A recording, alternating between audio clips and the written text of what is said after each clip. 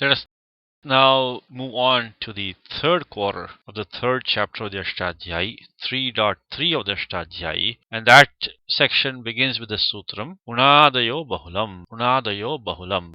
What is this Unadayaha? Unadayaha is referring to the affixes, Pratyayaha, un, etc. Now, where are these listed, these affixes? These affixes are actually not listed in the Ashtadhyayi itself, but they occur in what may be called like an appendix to the Ashtadhyayi, called the Unadi Pathaha or Unadi Koshaha or Unadi Prakaranam. So this is like an addendum to the Ashtadhyayi. Panini does not go into the details of these affixes, but he certainly makes a reference to them, and he also gives us some brief principles with regard to applying them. And he starts by giving us this sutram 331 Unadayo Bahulam. The vritti of this sutram says Ete Vartamane Sanyayam cha Bahulam Syuhu. The anuvritti of Vartamane is taken from Vartamane Lat 32123 down to this sutram 331. In fact, the anuvritti of Vartamane ends with this sutram 331, and the anuvritti of Sanyayam is taken down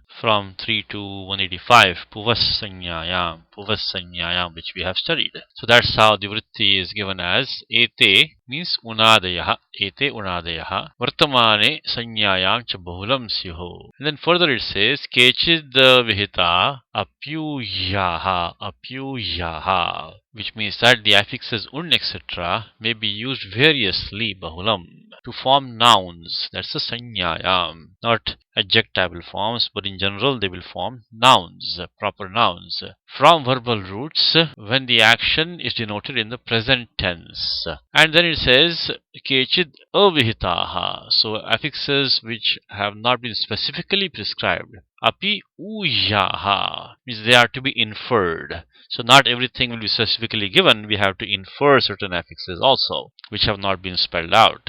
Now recall that we have seen how this word Bahulam is used in the Ashtadhyayi. Bahulam is described as follows: Kvachit pravrittihi, kvachida pravrittihi, kvachid vibhasha, kvachid anyad deva, vidher vidhanam bahudha samiksha, chaturvidham bahulakam vadanti. So Bahulam means that various application of a rule, which means that the rule is sometimes applied even when not expressly ordained, sometimes not applied even when expressly ordained, sometimes applied only optionally, or sometimes it results in a totally different operation. So Bahulam gives all these licenses to apply even when not prescribed, to not apply even when prescribed, to apply optionally, and sometimes to do something totally different, a completely different operation than what is expected. With that background, let us see how we can interpret Bahulam in this sutram. Before we do that, let us note that this sutram 331, of course, belongs to the dhikara of Pratyaha, Parascha, which is 311, 312, as well as Dhatoho, which starts from 3191, as well as Krudating, which starts from 3193, and therefore Un, etc. get the Pratyaya Sanya because of Pratyaha, the adhikara of Pratyaha, and they are used following a verbal root because of Parascha, and Dhatoho, and they also get the Krit Sanya because of 3193, Krudating. Now we need that because once we apply these affixes Un, etc., then the derived form gets the Pratipadika Sanya by Krit Tadhita Samasascha. So we definitely want the Krit Sanya, otherwise we will not get the Pratipadika Sanya, because Pratipadika Sanya comes from Krit Tadhita Samasascha. So these affixes, even though not listed in the Ashtadhyayi specifically, they do get these effects of being in this adhikara of Pratyaha, Parascha, Dhatoho, Krudating. So that carries into this appendix of the Unadi Pathaha. Now the Unadi Pathaha, there are two versions of this. One is called the Panchapadi, which has 5 sections. And that is the most common one. That is the one that we are going to be using. And that is the one which is also followed in the Siddhanta Kaumudi. There's also another one which is called the Dashapadi with 10 sections. Now sometimes we may refer to that one, but the one we're going to be using the most is the Panchapadi. Okay, let's see what the Mahabhashyam says about these Unadayaha. First it makes a statement that Sanyasu Dhaturupani Pratyayascha Tataha Pare Karyad Vidyad Anubandham Etat Shastram Unadishu, which means Sanyasu. When we see these noun forms, then Dhaturupani pratyayascha tatah pare means that we should try to figure out from which verbal root this noun may have come. And then, following that verbal root, which affix may have been used to create that form. Not only that, karyad vidyad anubandham. Then the appropriate it letters, the markers, have to be added to the affixes so that we can get the desired operations to finally derive the form that we see in the language. So this is what the Mahabhashyam says, that we see a noun form, we try to figure out which verbal root is used in there, which affix will give us that form, and then what kind of it letters we need to get the desired operations to get that form. So this is how it briefly describes the methodology of the unadi prakaranam, unadi pratyayaha. How are these affixes deduced? They are deduced by basically reverse engineering these nouns and relating them to the verbal roots and then generating the appropriate affixes that will give us the desired forms. So with regard to the word bahulam, the Mahabhashyam says bahulakam prakrite stanudrishte, which means that these affixes have been prescribed only after some verbal roots, not after all verbal roots. So there is some fill in the blanks which we have to do. They have not been listed exhaustively. They have only been listed following only some verbal roots, not all of them. And then not only that, but praya samuchayanadapi tesham. And even though the affixes have been described in quite detail, they have not been listed in entirety, which means that there may be other affixes beyond the one listed in the Unadi Patha. We already mentioned that when we read the Vritti, which says that Kechidda Vihita Apyuyaha. In some affixes which have not been specifically listed have to be deduced.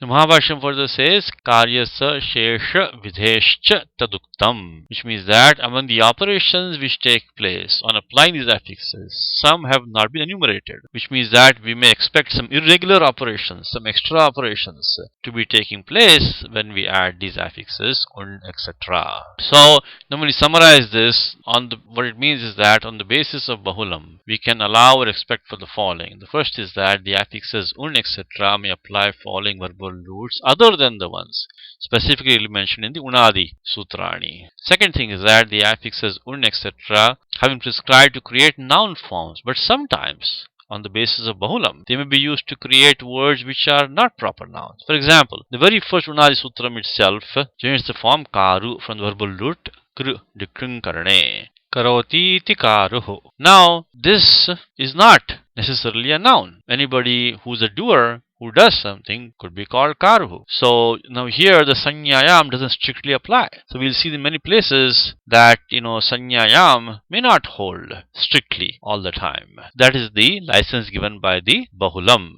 And the third point is that sometimes the operations which are expected to take place may not take place. So we have to allow for some special cases where the operations may be irregular. Now in total there are approximately 325 of these Unadi Pratyayaha, and they have been prescribed by approximately 750 Sutrani in the Unadi Patha. We have created a document here online for the Unadi Prakaranam, typed in all the Sutrani which we can use and also search for the derived words as well as the Sutram itself. Now one note of caution here is that some Pathabhedaha, some differences in text between the various Unadi Pathaha. So we may find a Sutram which has a different number in another edition of the Unadi Pathaha. So we have to be ready for that. The numbers, the Sutra numbers may not exactly match from one version to the next. They'll be about the same, so we have to expect maybe plus or minus one or two numbers to that same Sutram in different editions. But otherwise, the entire Patha is here online for us to use. So we will be taking plenty of examples from these in our daily posts as we go forward. The best way to practice these and get used to these Sutrani. So Unadi Patha is referred to by Panini. Certainly he recognizes the Unadi Patha. According to some grammarians, Panini actually was of the opinion that these words are what can be called as avyutpannani pratipadikani, which means that these words which are formed outside the Ashtadhyayi, they may be looked at as having no etymology. But there were other grammarians like Shakatayanaha, etc., and they believed that every single nominal stem, it comes from some verbal root. So Pratipadikam has to be dhatujam. It should be coming from some verbal root. So maybe Panini has a respect for the other grammarians. He does make an acknowledgement of the Unadi Sutrani, but he does not go into details. He gives us some basic statements about them, but he does not actually delve into them more than that. Now, one thing to note is that the system of the it letters, etc., is the same in these affixes as in the affixes prescribed by the Ashtadhyayi itself. So it could be very possible that Panini may have taken Unadi Pataha, which was there, maybe of Shakatayana or some other Purva Acharyaha, and he could have modified it to fit his system. That's also possible. Regardless of how it came, the Patha as it is, as we have it today, follows the same system of it letters to do Guna, Vriddhi, and all these operations, etc., that we find in Ashtadhyayi. So that's the good news, that there is no need for us to relearn a new system. The same kind of system that we have been using so far with the Krit affixes is going to work here also. Now, these affixes, even though they mean they are not important at all, because some very important words in the language cannot be formed unless you use these affixes. Take a simple word like Vayu. Vayu means wind. It's a very common word, but that word is formed using the very first sutram of the Unadi Sutrani, which we'll see very shortly. And this Vayu word, this Pratipadikam Vayu, could not be formed unless we had the Unadi Sutrani. So these are affixes which cannot be really ignored as such. We have to acknowledge them, we have to be aware of them, and we have to know how to use them.